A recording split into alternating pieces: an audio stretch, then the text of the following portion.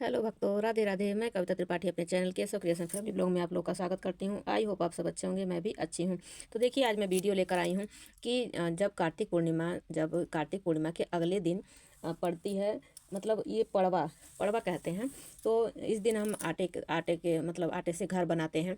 ऐसा कहा जाता है कि हमें मतलब जितना हम बड़ा घर बनाएंगे उतना ही बड़ा घर हमें मिलता है। जितना आटे का जब हम घर बनाते हैं उसमें चिड़ा चिड़ी बनाकर घर के बीचों बीच में रखते हैं, उन्हें कपड़े पहनाते हैं और आटे के घर का मतलब सारा सामान हमें रखते हैं और चिड़ा चिड़ी को खील बतासे का भोग लगाया जाता है। इस दिन खिचड़ी बनाते हैं और आम का अचार रखकर ठाकुर जी को भोग लगाकर खुद भी प्रसाद खाते हैं।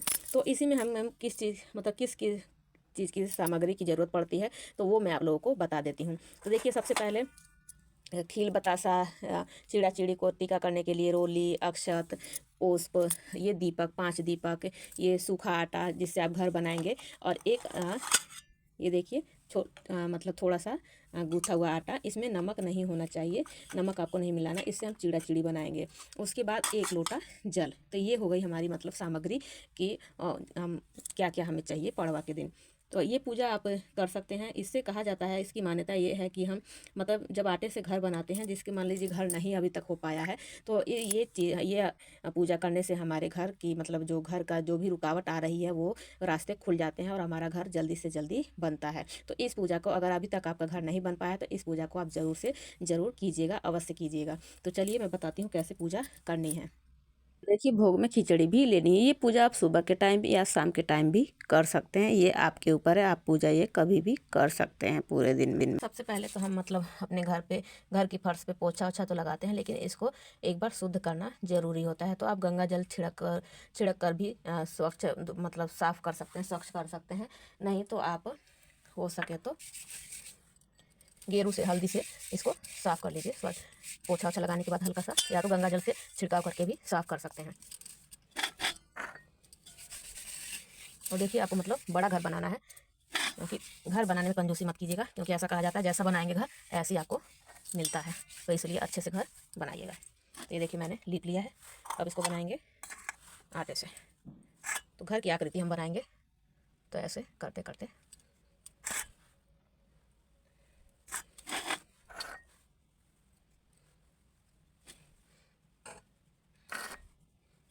घर की आकृति बनाएंगे।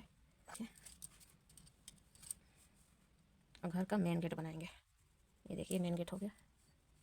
ये देखिए, उसके बाद देखिए, ये घर के दरवाजे खुले रहने चाहिए। ऐसे बनाना है आपको, ऐसे देखिए, ऐसे दरवाजे सारे गेट आपको खुले हुए बनाने हैं। ऐसे ये मतलब दरवाजे खुले रहें, ऐसे आपको बनाना है। ये देखिए, ये मैंने आकृति बना दी है। ये मेन गेट है और ये हमारे कमरे हो गए, ये 4 कमरे। अब हम बनाएंगे इस आटे से चिड़ा चिड़ी। थोड़ा सा आटा ले लेंगे, उसके बाद देखिए चिड़िया की आकृति बनाएंगे। तो देखिए, मुझे तो आती नहीं है, बस थोड़ी सी आकृति बना देंगे ताकि मतलब चिड़िया लगे। अब देखिए, आप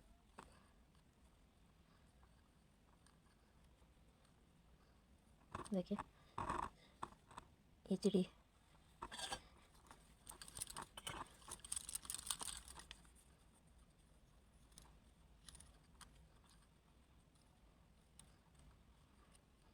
चिड़ा हो गई, चिड़िया हो गई।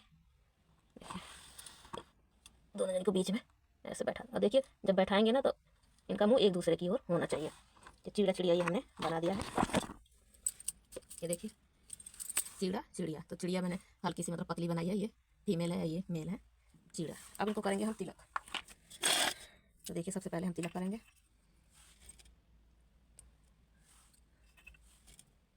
तिलक करेंगे, उसके बाद अक्षत चढ़ाएंगे, उसके बाद पुष्प चढ़ा देंगे, पुष्प। उसके बाद भोग समर्पित करेंगे। भोग में देखिए, खीर बतासा जरूर हमें अर्पित करना है। ये उसके बाद देखिए, ये जितने भी कमरे हैं ना, ये जितने भी कमरे हैं सबको हमें भंडार से भर देना है। तो हम सब में खीर डाल देंगे, मतलब हमारा घर हमेशा भरा रहे भंडार, हमारा घर में कभी अन्न की कमी ना रहे। तो इसलिए हम सब हर घर में हम खीर भर देंगे। ये सब में देखिए 4 कमरों में हमने भर दिया है। उसके बाद देखिए, सब सारे कमरों में हम पुष्प रख देंगे, सारे कमरों में पुष्प रख देंगे। ये देखिए। उसके बाद जो हमने ये भोग रखा है इसको हम एक साइड में यहाँ पे रख देंगे। ये खिचड़ी का जो भोग लगाया है और खीर बतासों का ये भोग हम यहाँ पर रख देंगे। और हम अब करेंगे दीप रखेंगे। तो ये दीप प्रज्वलित करके फिर कमरों में रखेंगे। तो चलिए मैं दीप जला लेती हूँ। प्रज्वलित कर दिया है, उसके बाद मैं सारे कमरों में ये दीप रख दूँगी। ऐसे सारे दीपक मैं कमरों में रख दूँगी। ऐसे एक दीपक हम यहाँ पर चिड़ा चिड़ी के निमित्त रख देंगे। ये देखिए ये दीपक। अब हम रखेंगे 1 लोटा जल। भोग समर्पित कर दिया तो 1 लोटा जल भी हमें ज़रूर रखना है। तो ये यहाँ पे ऐसे रख देंगे। उसके बाद हाथ जोड़ लेंगे हम। हाथ जोड़ने के बाद प्रणाम कर लेंगे। उसके बाद जो भी गलती की क्षमा मांग लेंगे, जो भी गलती हुई हो पूजा में। और हमारा जल्दी से प्रार्थना करेंगे कि हमारा भी जल्दी से जल्दी इतना ही बड़ा घर हमारा बने।